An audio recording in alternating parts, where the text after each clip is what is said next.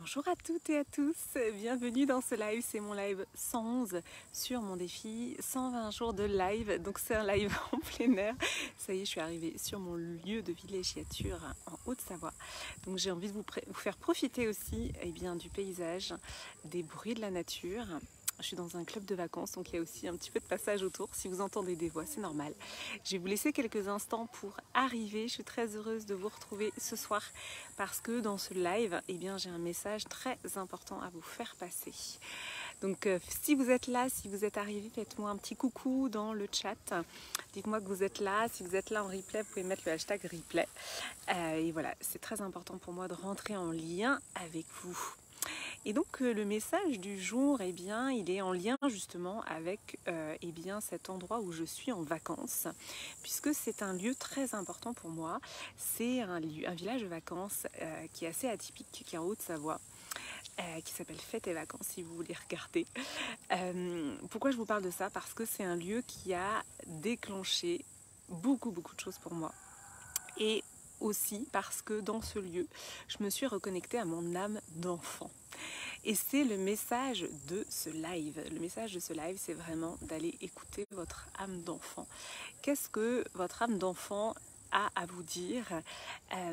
Qu'est-ce qui vous plaisait enfant? Qu'est-ce qui vous mettait en mouvement? Quand on est adulte, en fait, on a tendance à oublier vraiment cet aspect-là de notre personnalité, si bien qu'on perd la joie. Et en fait, moi, c'est ça qui m'est arrivé. C'est que finalement, dans ma vie professionnelle, avec le fait aussi de m'être retrouvée maman solo, il y a eu beaucoup de lourdeur en fait qui est arrivée dans ma vie, beaucoup de pesanteur, quelque chose qui m'a vraiment plaquée.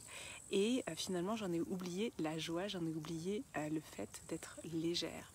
Et quand je suis arrivée dans ce lieu de vacances, qu'est-ce qui s'est passé pour moi? Eh bien, j'ai découvert le yoga du rire. C'est dans ce lieu qui présente plein d'activités différentes que j'ai pu découvrir cette pratique.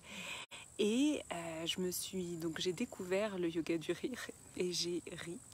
Et c'est là que je me suis rendu compte, il y a vraiment quelque chose en moi qui s'est dit, mais depuis combien de temps n'ai-je pas rigolé de cette manière-là? Ça a été un aha moment. J'ai fait un live hier à ce sujet. Donc ça a été un aha moment pour moi. Ça a été ce moment où j'ai réalisé que l'insouciance, la légèreté, la joie ne faisaient plus partie de ma vie. Parce que quelque part, je considérais que mon contexte était trop lourd. Et tout d'un coup, avec le yoga du rire, j'ai pu comprendre, ressentir que je pouvais choisir de faire exister cette légèreté, de faire exister cette joie au quotidien dans ma vie, grâce justement au yoga du rire. Je ne sais pas si ça capte bien, j'ai l'impression que ça coupe un petit peu. Donc vraiment, mon message du jour, c'est de faire exister déjà la joie, que la joie aussi soit un petit peu votre guide dans vos intuitions. Qu'est-ce qui vous met en joie? Qu'est-ce qui vous met en mouvement? La joie, c'est vraiment central, ça doit être un guide pour vous. Et pour moi, voilà, c'est un petit peu le point de départ.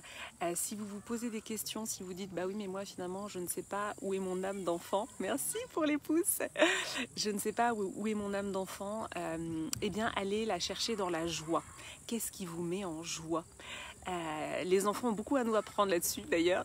Observez vos enfants, observez comment finalement les émotions les traversent. Là, mon fils, en arrivant là sur le club de vacances, ça fait une crise parce qu'il ne pouvait pas aller dans le club, dans la tranche d'âge qu'il voulait faire. Il a fait une crise et puis après, hop, il est reparti dans sa joie, il a retrouvé ses copains et il est reparti dans la joie. Ça peut paraître simpliste comme message et pourtant pour moi c'est central. Et c'est en découvrant le yoga du rire que ça m'a donné l'impulsion de créer The Positive Place. Donc c'est quand même énorme, puisque vraiment cette joie, cette connexion au rire, cette connexion à la joie, ça a été le déclencheur d'une cascade de décisions et surtout d'énergie en fait. L'énergie, j'en parle souvent, pour moi, la gestion de l'énergie, notre énergie c'est central. Merci pour les cœurs. Notre énergie c'est central, il faut en prendre soin. Et c'est déjà de repérer ce qui vous met en joie. Et derrière la joie, il y a de l'énergie. Donc ça c'est vraiment central pour moi.